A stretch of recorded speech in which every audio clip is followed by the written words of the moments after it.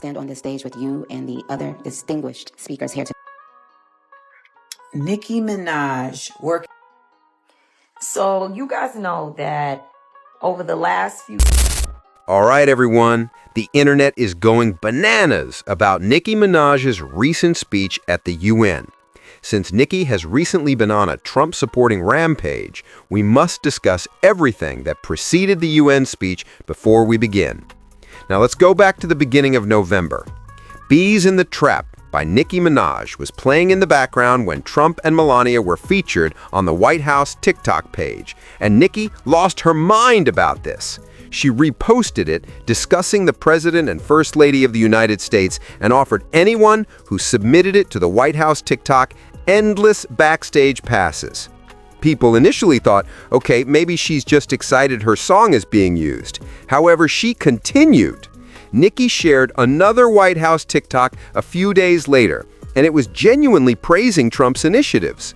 We are now discussing a slideshow that stated things like, no men's and women's sports, the border is closed, criminal illegals are being deported, and more. At this point, many of her LGBTQ+ followers became quite irate because they thought she was endorsing anti-trans laws. People were also dragging her in the comments section, claiming that she is an immigrant herself and endorsing transphobic propaganda. Nicki didn't stop there either. Trump posted on November 1st about Christians being slain and persecuted in Nigeria.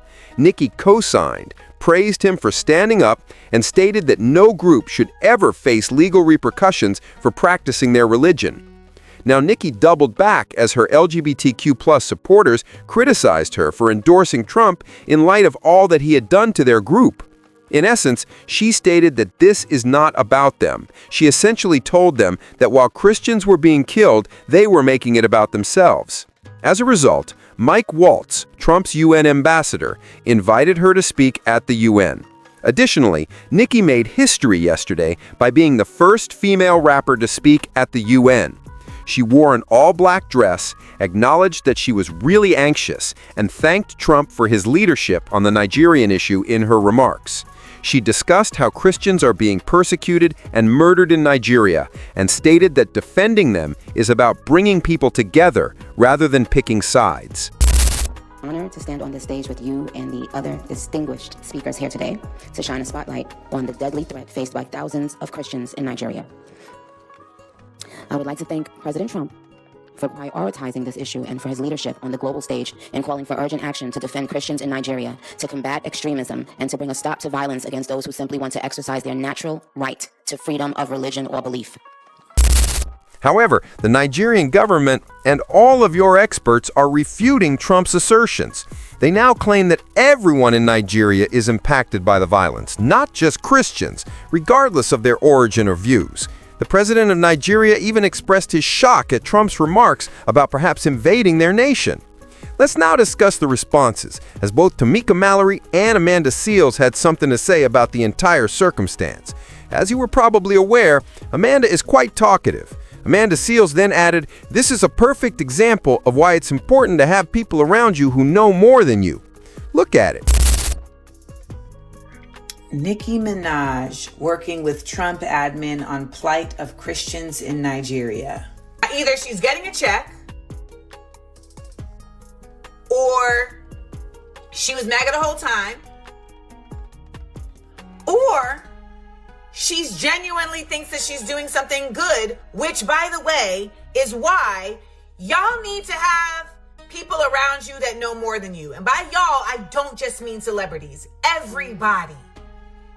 Everybody should have people around them that they can consult with, that think differently than you, that hold you in a place of values. Just so you understand what's happening here with the plight of Christians in Nigeria, there is a plight of Christians in Nigeria. However, the U.S., what does that have to do with the United States? The United States is using this as a ploy, as a proxy, to find their way into Nigeria so that they can then find their way into the Sahel states of Burkina Faso, Mali, and Niger, who, as you know, are coming together to begin a process of Pan-Africanism on the continent. They are taking back their resources from France. They are saying we are going to build our own infrastructures. This undermines the global empire's goal, and so they have to try and shut it down. Now, we saw earlier this year with AFRICOM and that coon, that general who tried to say, oh, you know, they got some problems going down in Burkina Faso. They're continuing to try to make this happen the same way that they're making fetch happen in Venezuela right now. When do we stop allowing ourselves to be used? That's not all of you, though. In a highly worded video, Tamika Mallory warned about the repercussions of supporting Donald Trump. So you guys know that over the last few years, I've really tried to be intentional about what I say in public about Black folks. I try to be really careful, but some things require a public statement. And as I've been watching this situation unfold with Nicki Minaj and Trump and Nigeria, I thought it was important for me to say a few things. There are consequences to aligning yourself with Donald Trump and his policies and his evil ways. There's consequences. What we know is that as he turns his attention to Nigeria, understanding his history, there will absolutely be exploitation, theft of resources. Somebody that he knows wants something from Nigeria. It could be a business partner, it could be a friend, it could be a said corporation, it could even be his family members.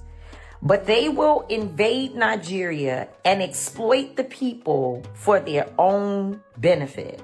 And they will throw Nicki Minaj to the wolves because they could care less. They couldn't care less about that system. The unfortunate part about all of this is that there will forever be a stain associated with this moment that this sister will have to walk with. She will 100% see bloodshed because innocent Nigerians will be harmed and even likely killed as a result of whatever is to come.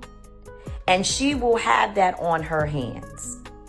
And it is pretty sad to watch because what we know is that Trump, often uses Black people and Black culture to harm Black people here and abroad. And it is happening in real time. And that sister is going to carry this moment with her forever. So today is a pretty sad day. It's a pretty sad day, and it won't be long before we all get to see how it unfolds.